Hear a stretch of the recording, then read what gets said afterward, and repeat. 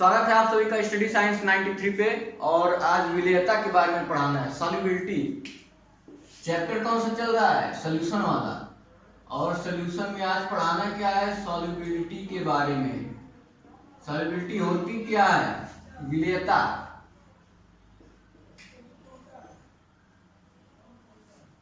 विलेयता होता क्या है? कोई सब्सटेंस ले लें और एक निश्चित ताप पर, ध्यान दीजिएगा, एक सर्टेन टेम्परेचर, एक निश्चित ताप पर निश्चित मात्रा में एक विलायक ले लें। कोई भी विलायक निश्चित मात्रा में क्या ले लें? विलायक। Certain quantity of solvent.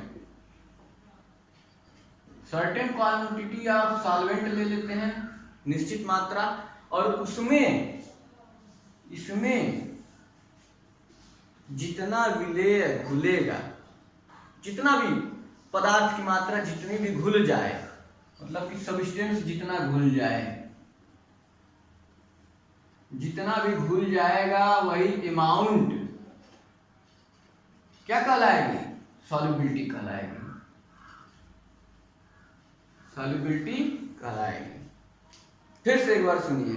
किसी निश्चित ताप पर एक निश्चित मात्रा में विलायक ले लें और उसमें कोई पदार्थ डालते हैं, तो जितना वो पदार्थ घुल जाए, उस विलायक में जितना भी घुल जाए, वो जो मात्रा होता है, कौन सा? विलेय का जो मात्रा जितना घुल गया है, उसी को कहते हैं सॉल्युबिलिटी। क्या बोलते हैं उसको? सॉल्युबिलिटी। अब ये जो सॉल्युबिलिटी है वो डिपेंड किस पे करता है? कैसा विलायक है, कैसा विलेय है, मतलब कैसा सॉल्वेंट है और कैसा सल्यूट है। इसकी प्रकृति पे, नेचर पे, और टेम्परेचर पे और प्रेशर पे डिपेंड करता है। नेचर ऑफ द सब्सटेंस या फिर सॉल्वेंट और टेम्परेचर, प्रेशर, इस पे डिपेंड करता है ये सॉल्युबिलिटी। अब हम लोग पढ़ेंगे, यहाँ पे दिया हुआ है पहला टॉपिक विलेयता में, कि सॉलिड की सॉल्युबिलिटी क्या होगी लिक्विड में। लिक्विड में सॉलिड की सॉल्युबिलिटी, ठोसों की विलेयता द्रव में। कोई द्रव है, इसमें हम ठोस डाल रहे हैं सॉलिड, इसकी विलेयता क्या होगी, इसके बारे में, इस पर क्या इफेक्ट पड़ेगा टेम्परेचर का, इन सब के बारे में हमको पढ़ना है। पढ़ते हैं। अगला यही टॉपिक है। टॉपिक क्या है? ठोसों की द्रव में विलेयता। सॉल्युबिलिटी तो क्लियर हो गया। जितना मात्रा घुल जाए किसी भी निश्चित मात्रा के विलायक में, जितनी भी मात्रा घुल जाए विलेय की, वही उसकी सॉल्युबिलिटी कहलाती है। अब सॉलिड के बारे में पढ़ना है कि सॉलिड जब द्रव में घुलता है तो क्या क्या फैक्ट होते हैं। सबसे पहला फैक्ट तो हम ये जान लें कि प्रत्येक पदार्थ, कोई भी सॉलिड ले लें और किसी भी लिक्विड में घोल दे, तो इसका मतलब ये नहीं कि वो घुल ही जाएगा। अब लकड़ी ले लेते हैं और लकड़ी को पानी में डालेंगे तो घुल जाएगा? नहीं घुलेगा। चीनी ले लेते हैं, पानी, उसको पानी में डाल देंगे तो क्या होगा? घुल जाएगा। तेल लेते हैं, तेल, सरसों का तेल लेके देख लीजिए, घर पे देख लीजिए, पानी लीजिए 1 कप, सरसों का तेल उसमें डालिए, घुल जाएगा? नहीं घुलेगा, ऊपर तैरता रहेगा वो। तो कुछ पदार्थ हैं जो किसी लिक्विड में घुल जाते हैं, कुछ पदार्थ हैं जो किसी लिक्विड में नहीं घुलते हैं। कौन से पदार्थ किस में घुलेंगे, कौन से पदार्थ नहीं घुलेंगे, ये डिपेंड करती है उस पदार्थ के नेचर पे, दोनों के नेचर पे, उस पदार्थ के नेचर पे नहीं, दोनों, मतलब जो सॉल्वेंट है, सॉल्वेंट, और जो सॉल्यूट है, इन दोनों के नेचर पे डिपेंड करेगा कि ये आपस में घुलेंगे, डिजॉल्व होंगे या फिर डिजॉल्व नहीं होंगे। जब सॉल्यूट और सॉल्वेंट दोनों पोलर हों, दोनों क्या हों? पोलर। अगर दोनों पोलर हैं तो घुल जाएंगे। अगर एक पोलर है, एक नॉन पोलर है, तो नहीं होंगे, तो डिजॉल्व नहीं होंगे। लेकिन अगर दोनों पोलर हैं या फिर दोनों नॉन पोलर हैं, दोनों नॉन पोलर हैं, पोलर मतलब ध्रुवीय, ध्रुवीय, और ये अध्रुवीय, और ध्रुवीय अध्रुवीय के बारे में 11th में अच्छी तरह से बताया गया है। ध्रुवीय जैसे HCl, इस तरह से तीर करके कुछ बताया गया था आप लोगों को 11th में। अध्रुवीय का मतलब हो गया बेंजीन। जैसे चीनी ले ले, ग्लूकोज ले ले, चीनी, ग्लूकोज, नमक, सबसे अच्छा एग्जांपल मैं नमक ले रहा हूं, उससे आपको ध्रुवीय भी NaCl, ये क्या है, ध्रुवीय है, विलेय है। NaCl ध्रुवीय है, प्लस माइनस टूट रहा है, HCl भी ले सकते हैं, ध्रुवीय है। और ये जब पानी में घुलता है, पानी भी ध्रुवीय है, जल, water, H2O, H plus OH minus, जब पानी में घुलता है तो घुल जाएगा, लेकिन अगर इसी को बेंजीन में घोल दें तो नहीं घुलेगा। क्लियर है? सबसे पहले मैं पोलर में ले लेता हूं, कुछ एग्जांपल भी जान लीजिए। पोलर में हम ले लेते हैं ग्लूकोज, शुगर, HCl, NaCl, ये सारे क्या हैं? HCl, NaCl, H2O, ये सारे पोलर हैं, पोलर सब्सटेंस। नॉन पोलर में नेफ्थेलीन ले लें, एंथ्रासीन ले लें, सुन लीजिए, लिखूंगा नहीं, एंथ्रासीन ले लें, नेफ्थेलीन ले लें, उसको बेंजीन में घोल दें, बेंजीन नॉन पोलर होता है। बेंजीन MSc में प्रैक्टिकल है अच्छा खासा, कई प्रैक्टिकल बेंजीन पे डिपेंड है, बेंजीन पे कई प्रैक्टिकल MSc में डिपेंड है। तो बेंजीन अगर ले लेते हैं हम सॉल्वेंट के रूप में, विलायक के रूप में, और उसमें घोलते हैं एंथ्रासीन, नेफ्थेलीन, जो अध्रुवीय है, नॉन पोलर है, तो वो घुल जाएंगे इसमें। लेकिन अगर बेंजीन में हम इसको घोलें, पोलर वाले को, इन सबको बेंजीन में घोलेंगे तो नहीं घुलेगा। क्यों नहीं घुलेगा? क्योंकि एक अध्रुवीय हो जा रहा है, एक ध्रुवीय हो जा रहा है, इसलिए नहीं घुलेगा।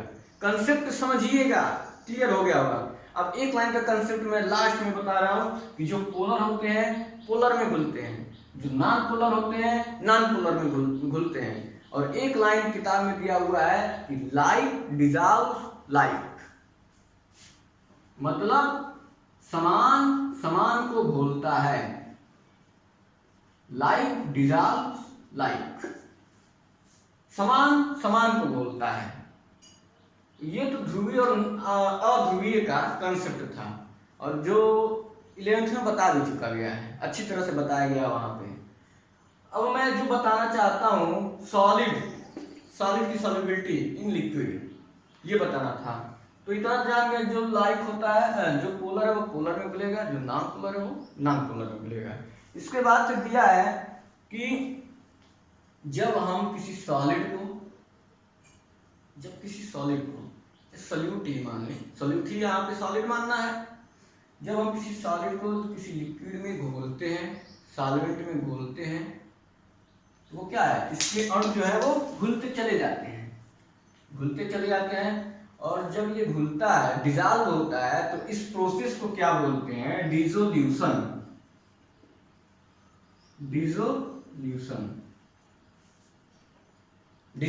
बोलते हैं। किस प्रोसेस को?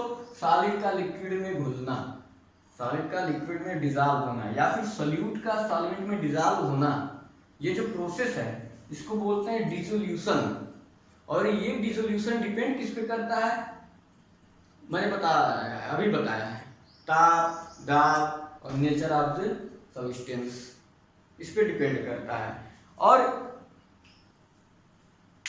अगर हम इसको घोलते जाए ज्यादा मात्रा में घोलेंगे तो कंसंट्रेशन क्या होगा, सांद्रता घटेगी या बढ़ेगी? तो जैसे जैसे सॉलिड घुलता जाएगा कंसंट्रेशन बढ़ता जाएगा, डिसोल्यूशन जैसे जैसे होता रहेगा वैसे वैसे कंसंट्रेशन जो है सॉल्वेंट का वो बढ़ता जाएगा। तो ये है डिसोल्यूशन। और इसी का उल्टा होता है क्रिस्टलाइजेशन। जब डिसोल्यूशन हो जाता है, डिसोल्यूशन मान लीजिए कोई हम लिक्विड है, प्रैक्टिकली समझते हैं, कोई लिक्विड लिए उसमें कोई सॉलिड घोल रहे हैं, घुलता जा रहा है, तो मतलब हम कह रहे हैं कि ये जो प्रोसेस है वो डिसोल्यूशन का हो रहा है, डिसॉल्व हो रहा है। अब घोलते घोलते एक टाइम ऐसा आता है कि जो विलेय के कण हैं जो घोल रहे हैं, और सॉल्यूशन में जो विलेय के कण पहले से हैं जो घुलने की कोशिश कर रहे हैं, वो दोनों मिल करके एक क्रिस्टल बना लेते हैं, एक क्रिस्टल बना लेते हैं। ये सॉल्यूट के कुछ पार्टिकल डाल रहे हैं हम सॉल्यूट के, और इसमें अभी सॉल्यूट कुछ है घुल रहा है, तो ये जब डालते हैं और इसमें सॉल्यूट है, दोनों मिल करके क्रिस्टल बना लेते हैं और कहीं जाकर के किनारे जम जाते हैं, और इस प्रोसेस को बोलते हैं क्रिस्टलाइजेशन। जब ये दोनों मिल जाते हैं, ये सॉल्यूट के पार्टिकल इसमें सॉल्यूट के पार्टिकल, और मिल करके थक्का बनाने लगे या फिर कहीं जमने लगे, तो उसको बोलते हैं क्रिस्टलाइजेशन हो रहा है। प्रैक्टिकल आप लोग अगर किए करेंगे इंटर में, तो हो सकता है वो कैल्शियम कार्बोनेट बनता है जो नीचे थक्का कैल्शियम कार्बोनेट का, जैसे जल को ही अगर हम गर्म करते हैं, जो थोड़ा सा गंदा हो जल गर्म करते देखते हैं नीचे परत एक जम जाती है गर्म करने पे व्हाइट कलर का, वो क्या होता है, जो परत जमती है क्रिस्टलाइजेशन हुआ है वहां भी है, तो वो अशुद्धि, लेकिन वो अशुद्धि आया कहाँ से, क्रिस्टलाइजेशन प्रोसेस से। गर्म किए तो वो जो क्रिस्टल उसके अंदर थे वो क्या हुए, एक दूसरे से कोलाइड करके और नीचे बैठ गए। तो यहाँ पे भी सॉल्यूट है, इसके अंदर जो सॉल्यूट है दोनों एक दूसरे से कोलाइड करेंगे, कोलाइड करके और क्रिस्टलाइजेशन प्रोसेस को क्या करते हैं, आगे बढ़ाते रहते हैं। तो ये क्रिस्टलाइजेशन है। डिसोल्यूशन क्रिस्टलाइजेशन दोनों एक दूसरे के अपोजिट। डिसोल्यूशन घुलता है, क्रिस्टलाइजेशन घुलने की जगह यहाँ पे क्या करेगा, कोलाइड करके कहीं किनारे जम जाएगा, क्रिस्टलाइजेशन हो गया। तो ये तो डिसोल्यूशन और क्रिस्टलाइजेशन हो गया। और एक ऐसा कंडीशन आता है कि जितने रेट से हम ये सॉल्यूट डालते हैं उसी रेट से क्रिस्टलाइजेशन होने लगता है, या फिर हम कहें जितने रेट से डिसोल्यूशन होता है उतने ही रेट से क्रिस्टलाइजेशन होने लगता है, और इसको कहते हैं कि डायनेमिक इक्विलिब्रियम आ गया। इसको बोलेंगे इस तरह से, सॉल्यूट प्लस सॉल्वेंट और बना क्या, सॉल्यूशन, और इसमें होता है डायनेमिक इक्विलिब्रियम। अब इसका मतलब आप लोग जानते होंगे तो ठीक है, नहीं जानते होंगे तो अगर चैप्टर में होगा तो अच्छी तरह बताएंगे। मतलब कि जितने रेट से ये सॉल्यूट और सॉल्वेंट मिल करके सॉल्यूशन बना रहे हैं, उतने ही रेट से जो सॉल्यूशन है वो क्या कर रहा है, सॉल्वेंट अलग कर रहा है और सॉल्यूट अलग, मतलब क्रिस्टलाइजेशन भी उतने ही रेट से हो रहा है। ये क्रिस्टलाइजेशन हो रहा है, और ये क्या हो रहा है, डिसोल्यूशन। ये दोनों घुल रहे हैं, ऊपर वाला डिसोल्यूशन हो रहा है, डिसोल्यूशन हो रहा है, और जिस रेट से डिसोल्यूशन हो रहा है उसी रेट से अगर क्रिस्टलाइजेशन, नीचे वाला क्या हो रहा है, सॉल्यूट अलग हो जा रहा है सॉल्वेंट से, नीचे वाला क्या हो रहा है, क्रिस्टलाइजेशन हो रहा है। उतने ही रेट से अगर क्रिस्टलाइजेशन हो रहा है तो इसको बोलते हैं, ये रासायनिक साम्य पे है, गतिक साम्य पे है, डायनेमिक इक्विलिब्रियम में है ये इक्वेशन। और इस पे जब हम देखेंगे इफेक्ट, इस पे जब हम देखेंगे विलेयता सॉल्युबिलिटी का इफेक्ट, तो वही जैसे लॉ-सटेलिय नियम लगाते हैं, याद होगा लॉ-सटेलिय नियम, अब नहीं याद होगा तो कितना फिर से पीछे जाना पड़ जाएगा मुझे। लॉ-सटेलिय नियम जैसे लगाते हैं तो इस पे भी लॉ-सटेलिय नियम लगेगा, लॉ-चटेलियन प्रिंसिपल इस पे भी लगेगा, और ताप दाब का जो भी इफेक्ट होगा इस पे भी हम चेक कर लेंगे। मतलब कि विलेयता पे भी ताप और दाब का प्रभाव हम देखेंगे कैसे पड़ रहा है। इसको देखने के लिए कुछ टर्म और भी दिया है, उसके बाद फिर ताप का प्रभाव देखेंगे। दिया है संतृप्त विलयन, असंतृप्त विलयन क्या होता है, ये तो 9th या 10th में है किताब में, एक लाइन ये सब भी दिया है, इसके बारे में भी जान लेते हैं। संतृप्त विलयन क्या होता है, असंतृप्त विलयन क्या होता है, इतना तो समझ में आया। डिसोल्यूशन, क्रिस्टलाइजेशन और ध्रुवीय, ध्रुवीय में घुलता है, सॉल्युबिलिटी क्या होती है, डिफिनेशन, ये तो समझ में आ गया। इसके बाद से जान लेते हैं संतृप्त, सैचुरेटेड सॉल्यूशन, अनसैचुरेटेड सॉल्यूशन, इनके बारे में भी जान लेते हैं। सैचुरेटेड, अनसैचुरेटेड, और एक और टर्म आता है जो इसमें नहीं दिया, आप लोगों को पता होगा, अतिसंतृप्त। अतिसंतृप्त ये तो है संतृप्त, जो लोग पढ़े उनको तो पता चल गया क्या होता है संतृप्त, क्या होता है असंतृप्त, और अतिसंतृप्त जिसको हाइपर सैचुरेटेड बोलते हैं, हाइपर सैचुरेटेड, अतिसंतृप्त। सेचुरेटेड का क्या है कि जैसे यहीं से मैं बताऊंगा, यहीं से अभी जो मैंने बताया है। सेचुरेटेड सॉल्यूशन किसे कहेंगे? कोई सॉल्वेंट लिए, सल्यूट घुल रहा है, उसमें डिजॉल्व हो रहा है सल्यूट। जब तक सल्यूट डिजॉल्व हो रहा है, सल्यूट डिजॉल्व हो रहा है, आसानी से जब तक डिजॉल्व हो रहा है, तली में बैठना, क्रिस्टलाइजेशन प्रोसेस शुरू नहीं हुआ।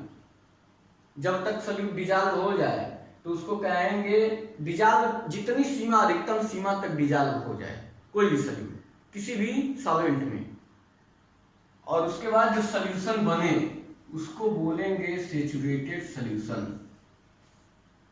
उसको क्या बोलेंगे?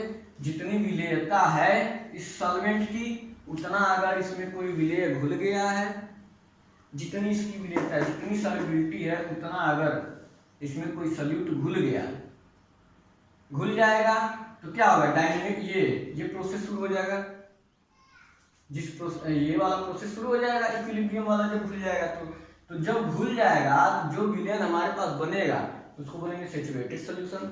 अनसेचुरेटेड का मतलब कि घुल गया है, उसके बाद भी हम और डालते चले जा रहे हैं, नहीं, और कम है, जितना चाहिए उससे कम है, तो उसको बोलेंगे असंतृप्त, अनसेचुरेटेड।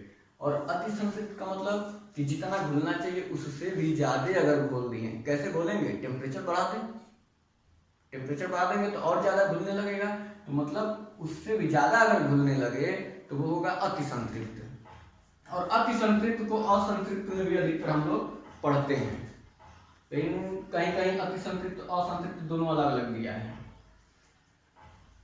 एक बार फिर से समझिए, असंतृप्त, अति संतृप्त और संतृप्त। कोई शरबत घोल रहे हैं, चीनी डालते जा रहे हैं, डालते जा रहे हैं, डालते जा रहे हैं, घोलते जा रहे हैं।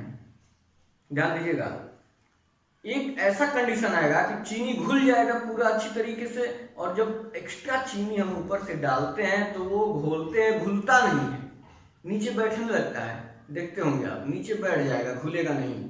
तो जब बैठना शुरू हो जाए उस कंडीशन पे जो हमें सोल्यूशन मिला है, मतलब कि जितनी उसकी विलेयता है उतनी घुल चुकी है, तो उस समय जो हमें सोल्यूशन मिला, शरबत जो मिला, उसे कहेंगे संतृप्त विलयन।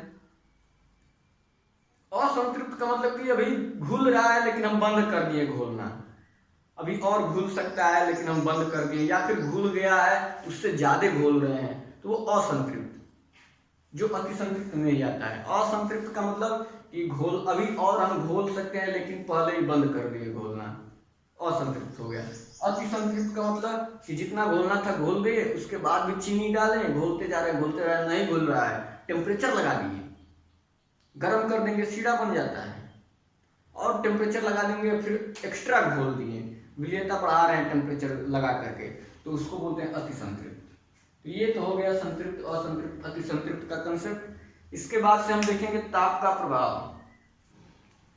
तो हम जानते हैं कि सॉल्यूशन पे ताप का प्रभाव किस पे डिपेंड करेगा? जो विलेय है या फिर जो पदार्थ लिए हैं उसी पे डिपेंड करेगा।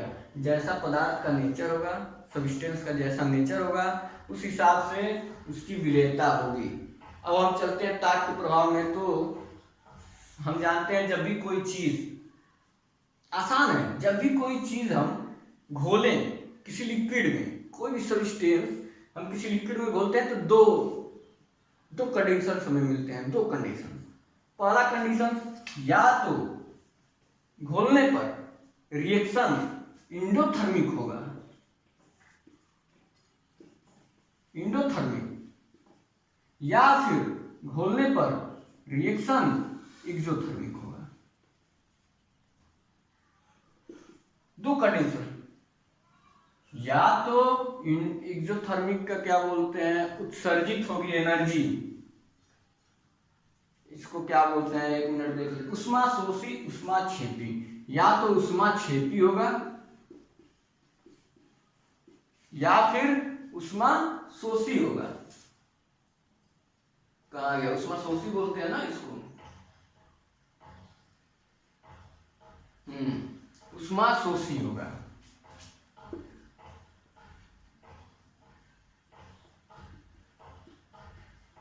उष्मा शोषी मतलब या तो घोलने पे उष्मा लगेगा, या एक्सोथर्मिक का मतलब क्या है, एक्सो निकालना, कोई चीज घोल रहे हैं, उष्मा निकल रही है। अब एक्सोथर्मिक एंडोथर्मिक बताना पड़ेगा क्या होता है अच्छी तरीके से, जल्दी जल्दी बता रहा हूँ। उष्मा शोषी का मतलब कि कोई पदार्थ डाल रहे हैं पानी में डाल रहे हैं और वो उष्मा और ग्रहण करे, उष्मा ले, मतलब कि वो गर्म होता चला जाए, उष्मा शोषी रिएक्शन। उष्मा क्षेपी में क्या है, कोई पदार्थ डाल रहे हैं तो वो अपने अंदर से क्या करे, वो निकाले, हीट को निकाले, उष्मा क्षेपी, उष्मा को फेंके, उष्मा निकाले, तो उसको बोलते हैं उष्मा क्षेपी। एग्जाम्पल के लिए जैसे चूना जब हम डालते हैं पानी में, बुलबुले निकलते हैं, उष्मा निकलता है। पानी में चूना डालते हैं क्या होता है, उष्मा निकलता है, उसको क्या बोलेंगे, उष्मा क्षेपी, एक्सोथर्मिक रिएक्शन। और जब पानी में ग्लूकोज डालते हैं क्या होता है, पानी एकदम ठंडा होने लगता है, मतलब उष्मा उसमें लग रहा है, इसलिए वो ठंडा होता जा रहा है, टेम्परेचर उसका गिर रहा है, तो उसको बोलते हैं उष्मा शोषी। ये हो गया उष्मा शोषी उष्मा क्षेपी रिएक्शन, जिसमें उष्मा लगे उसमें उष्मा शोषी और जो उष्मा निकाले उष्मा क्षेपी। अब अगर हमें बात करना है सोल्यूशन का, वो उष्मा क्षेपी उष्मा शोषी पे नहीं, सोल्यूशन पे आते हैं।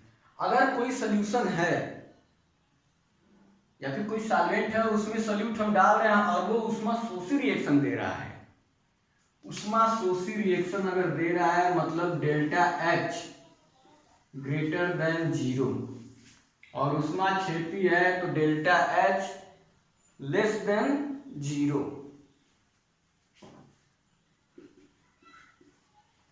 डेल्टा H क्या है, heat of enthalpy, change in heat of enthalpy, delta H है। तो अगर उष्मा शोषी रिएक्शन है तो ताप बढ़ाएंगे, विलेयता क्या होगी, बढ़ेगी या घटेगी। उष्मा शोषी रिएक्शन है, ताप बढ़ाएंगे, विलेयता बढ़ेगी। अभी आप खुद अपने दिमाग से सेटअप कर लेंगे, खुद बता देंगे। उष्मा क्षेपी रिएक्शन है, ताप बढ़ाएंगे, विलेयता घट जाएगी। कैसे, अब देखिए कैसे, आप खुद अभी इमेजिन कर सकते हैं। उष्मा क्षेपी रिएक्शन कोई हो रहा है, मतलब उष्मा निकल रहा है, कुछ घोल रहे हैं उसमें उष्मा निकल रहा है। अब घोल रहे हैं वैसे ही उष्मा निकल रहा है, नीचे से ताप लगा दिए, एक तो वैसे उष्मा निकल रहा है उसमें से, ऊपर से नीचे से टेम्परेचर बढ़ा दिए, तो विलेयता बढ़ेगी या घट जाएगी, वो तो घट जाएगी। क्यों, उसमें डाल रहे हैं तो वो तो ऐसे ही उष्मा दे रहा है, जल्दी घुल नहीं रहा है, उष्मा निकल रहा है उसमें से, और हम नीचे से और टेम्परेचर बढ़ाते जा रहे हैं, तो जितना घुलना चाहिए उससे भी कम घुलेगा, मतलब विलेयता कम हो जाएगी, सॉल्युबिलिटी क्या हो जाएगी, कम हो जाएगी, लेस सॉल्युबल हो जाएगा। उष्मा शोषी में, उष्मा क्षेपी में क्या है, हम डाल रहे हैं ठंडा हो जा रहा है, चीनी ग्लूकोज ये सब उष्मा शोषी में आते हैं, डाल रहे हैं ठंडा हो जा रहा है, डाल रहे हैं ठंडा हो रहा है, अब डाल रहे हैं तो जमने लगा नीचे, बस उष्मा लगा दिए, उष्मा लगाएंगे तो क्या होगा, और चीनी घुलने लगेगा और ग्लूकोज घुलने लगेगा जब उष्मा लगाएंगे। तो उष्मा शोषी में क्या होता है, टेम्परेचर बढ़ाते हैं तो सॉल्युबिलिटी बढ़ती है, मतलब इंक्रीज कर जाती है सॉल्युबिलिटी,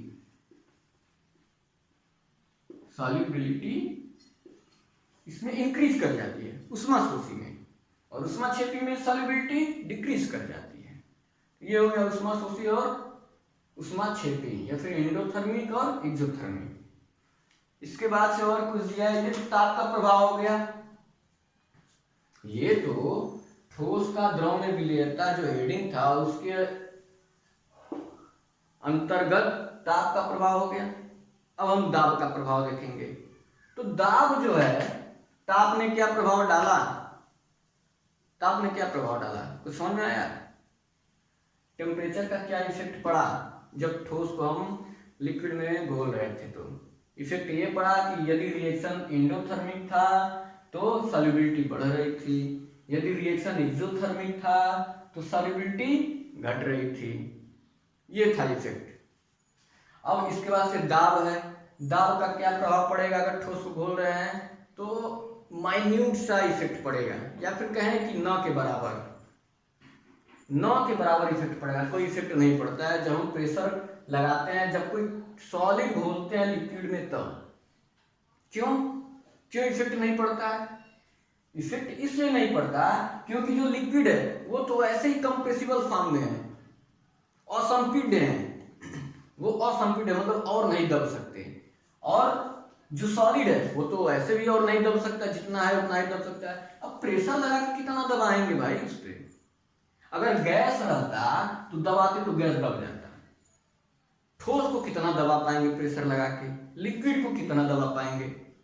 तो जब वो असंपीड्य है, इनकम्प्रेसिबल है, सॉलिड और लिक्विड दोनों, तो उस पर और प्रेशर लगा करके क्या फायदा हमें? कितना हम प्रेशर लगाएंगे, कोई इफेक्ट पड़ने वाला है नहीं सॉल्युबिलिटी पे, कोई इफेक्ट सॉल्युबिलिटी पे पड़ेगा नहीं।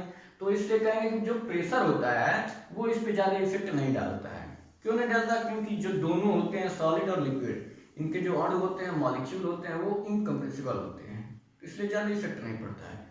तो मैंने सॉल्युबिलिटी बता दिया ठोस में लिक्विड की, इफेक्ट ऑफ टेम्परेचर बता दिया, और प्रेशर का भी इफेक्ट बता दिया, रीजन भी बता दिया क्यों प्रेशर का इफेक्ट नहीं पड़ता है। अब सॉलिड के लिए तो लगभग इतना पर्याप्त है, और कुछ तो नहीं होगा बुक में,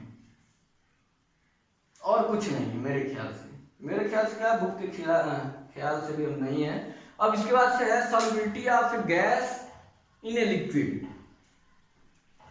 सॉल्युबिलिटी ऑफ ए गैस मतलब गैस की सॉल्युबिलिटी लिक्विड में। अभी तक हम क्या था, ठोस को घोल रहे थे। अब अगला टॉपिक क्या है, अब लिक्विड में गैस को घोलेंगे। गैस को घोलेंगे तो बड़ा आनंद आएगा, अभी बड़ा मतलब इंटरेस्टिंग है ये टॉपिक। कोई एग्जांपल आ रहा है दिमाग में? कितना मिनट हुआ है? 27। टाइम तो हो गया, अभी 5 मिनट और है, तो एग्जांपल देख लेते हैं, बड़ा इंटरेस्टिंग एग्जांपल है। कोई एग्जांपल किसी को याद आ रहा है कि ठोस में लिक्विड में गैस को घोलने वाला कोई एग्जांपल, ऐसा कोई एग्जांपल जिसमें लिक्विड हो और गैस घुली हो? किसी के दिमाग में आ रहा है कुछ? सोचिए सोचिए, कुछ तो सोचिए। मेरे दिमाग में तो अभी कई आ रहे हैं, मैं 2 बताऊंगा। एक तो सोडा। कौन सा सोडा? वही पीने वाला सोडा, मानते हैं ना, वो शराब के साथ भी, और फिर वो कोल्ड ड्रिंक के फॉर्म में भी आता है सोडा। और दूसरा एग्जांपल मुझे याद आ रहा है,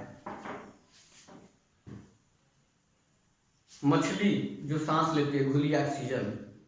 तो ऑक्सीजन क्या होता है? ऑक्सीजन जो होता है वो घुलती है, जल में घुली रहती है, तो घुली ऑक्सीजन जो होती है। एक तो एग्जांपल वो हो गया, गैस लिक्विड में घुला है। दूसरा एग्जांपल CO2 जो सोडा में बता रहा हूँ, उसमें क्या होता है? सोडा में लिक्विड है वाटर H2O, और उसमें सोडा घोल देते हैं। वाटर में H2O में क्या घोल देते हैं? सोडा नहीं घोल देते हैं, सॉरी, CO2 घोल देते हैं, और क्या बन जाता है? कार्बोनिक एसिड बन जाता है, 3CO3H2CO3, ऐसे बन जाता है कार्बोनिक एसिड। और फिर इसके बाद ये फिर आगे प्रोसेस होता है। ये अभी इतना ज़्यादा रिएक्शन जानने की जरूरत नहीं है, अभी जितना जानना है बस उतना ही जानिए। कार्बोनिक अम्ल बनता है, जो कोल्ड ड्रिंक होता है उसमें भी कार्बोनिक अम्ल पाया जाता है,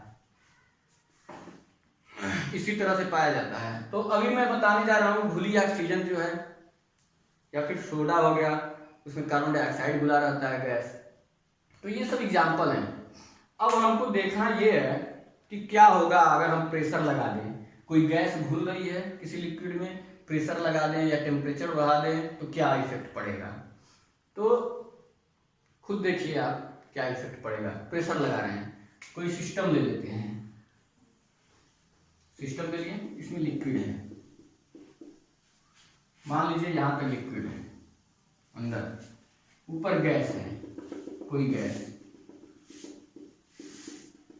और यहाँ पे सिस्टम बंद है, ये सिस्टम क्लोज है, यहीं पे ये है गैस, ये है लिक्विड। अब हम करें क्या? ये तो फिलहाल अभी आपस में इधर उधर घुल मिल रहे हैं, जैसे चाहे वैसे घुल मिल रहे हैं।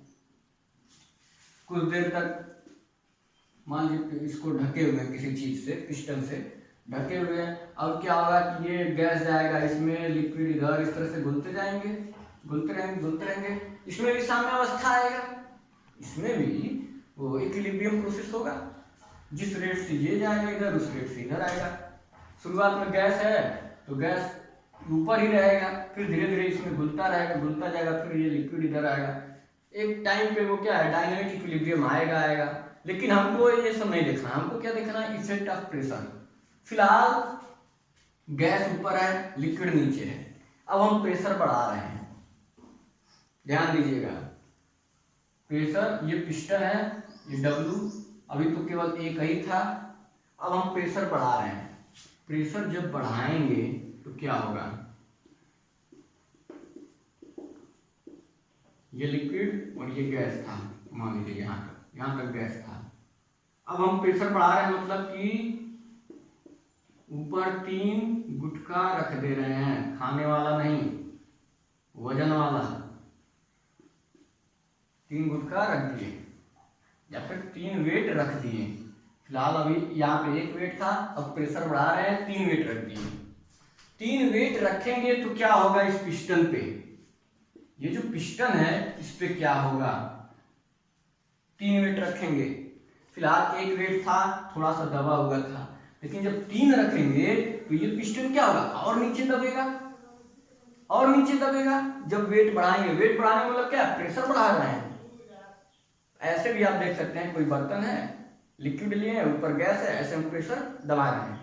जब दबाएंगे तो क्या होगा, ये गैस और दबेगा, गैस दबेगा, गैस दबेगा तो लिक्विड की ओर भगेगा। जब गैस दबेगा तो लिक्विड की ओर भगेगा। मतलब क्या हो रहा है, प्रेशर बढ़ा रहे हैं तो गैस पानी में जल्दी जल्दी जा रहा है। पानी में जाने का मतलब क्या है कि इसमें घुल रहा है। प्रेशर बढ़ा रहे हैं तो क्या हो रहा है, गैस लिक्विड में जा रहा है, मतलब उसमें घुल रहा है। घुल रहा है का मतलब पहले कम ही घुलता था, गैस ज्यादा ऊपर रहता था। जब प्रेशर लगा दिए तो ज्यादा से ज्यादा गैस पानी में घुल गया, मतलब सॉल्युबिलिटी क्या हुई, बढ़ गई। ज्यादा घुलने लगा मतलब सॉल्युबिलिटी बढ़ गई, डिसोल्यूशन ज्यादा हो रहा है, सॉल्युबिलिटी बढ़ रही। तो यहां से हम बोल सकते हैं कि जो प्रेशर है, प्रेशर, जब प्रेशर का इफेक्ट पड़ रहा है किसी सोल्यूशन पे तो सॉल्युबिलिटी क्या हो रही है, बढ़ जा रही है। किस कंडीशन में, जब हम गैस को लिक्विड में घोल रहे हैं तब। ध्यान दीजिएगा, ये न बोलिएगा कि कहीं सॉलिड को लिक्विड में घोल रहे हैं। सॉलिड को लिक्विड में घोलेंगे तो कोई इफेक्ट नहीं, जब गैस को लिक्विड में घोल रहे हैं तब ये इफेक्ट आ रहा है, इफेक्ट ऑफ प्रेशर। क्या हो रहा है, सॉल्युबिलिटी बढ़ जा रही है। तो ये ध्यान देने वाली बात है। अब इसको बताया सबसे पहले हेनरी ने, कई लोगों ने अपना नियम दिया इसके ऊपर, सॉल्युबिलिटी पे हेनरी ने दिया, फिर उसी को डाल्टन ने प्रूफ किया, उसके बाद से एक नियम दिया, पूरा फार्मूला आया इसके ऊपर। अब वही उन्होंने, हेनरी ने यही कहा कि जो प्रेशर है, आंशिक प्रेशर जो दे रहे हैं वो सॉल्युबिलिटी के प्रोपोर्शनल होगा। और भी कई चीजें हैं, लेकिन टाइम ज्यादा हो जाएगा अगर मैं ये लगूंगा बताने को, क्योंकि इसका भी थोड़ा सा विस्तार है। अब इसको लगेंगे हम पूरा वर्णन करने तो लगभग 20-30 मिनट और एक्स्ट्रा लग जाएगा, और बीच में छोड़ना उचित नहीं है। तो अभी के लिए बस इतना ही जान लीजिए कि गैस जब लिक्विड में घुलता है और प्रेशर हम एक्स्ट्रा लगाते हैं तो सॉल्युबिलिटी बढ़ जाती है। अब बढ़ती है तो उसको हेनरी नियम के अनुसार कैसे डिनोट करते हैं, क्या फार्मूला होता है, किस हिसाब से बढ़ता है, ये सारी चीजें अगले क्लास में। जितना पढ़ाया उतना तो मुझे, मेरे ख्याल से एकदम अच्छी तरह से याद हो गया होगा। एक बार बुक उठाइएगा, बुक जरूर उठाइए। ये नहीं कि लेक्चर सुन लिए, समझ में आ गया, लेक्चर बंद हुआ, मोबाइल बंद, उसके बाद से किताब से कोई नाता ही नहीं। मोबाइल से लेक्चर सुनने के बाद बुक उठाइए, बुक से भी अपना परिचय बनाइए, सिर्फ मुझसे ही नहीं। मुझसे बनाना तो ठीक है, लेकिन सबसे ज्यादा जरूरी है आपका और बुक से परिचय। इंट्रोडक्शन, असली इंट्रोडक्शन बुक से होना चाहिए, मुझसे नहीं। तो बुक उठाइए, हर लेक्चर पढ़ने के बाद बुक उठाइए, मैंने जो पढ़ाया उसको पढ़िए, देखिए। कहीं कुछ ऐसा भी हो सकता है मुझसे कुछ छूट गया हो, इतना थोड़ी किसी को याद है। एक एक लाइन तो मैं पढ़ के बता नहीं रहा हूँ। मैंने टॉपिक देखा, मुझे जितना पता है मैं एक बार उसको पढ़ा हूँ, अब मुझे जितना आ रहा है, क्या क्या समझाना चाहिए वो मैं समझा दे रहा हूँ। हो सकता है एक आध पॉइंट मिस हो जाए दिमाग से। तो आप लोग किताब भी पढ़ते रहिए, सिर्फ मेरे ऊपर डिपेंड मत रहिए। मैं तो जो मेन मेन चीजें बताने की कोशिश कर रहा हूँ, पूरी तरह से हर एक चीज, एक एक टॉपिक बताने की कोशिश कर रहा हूँ। लेकिन हो सकता है ह्यूमन एरर सब में होता है, मेरे अंदर भी होगा, कुछ ना कुछ मिस हो ही जाएगा। तो आप लोग बुक भी देखते रहिए, कुछ मिस हो जाए तो उससे पढ़िए, और बाकी चीज़ों के लिए तो मैं हूँ ही। तो आज के लिए इतना ही, धन्यवाद।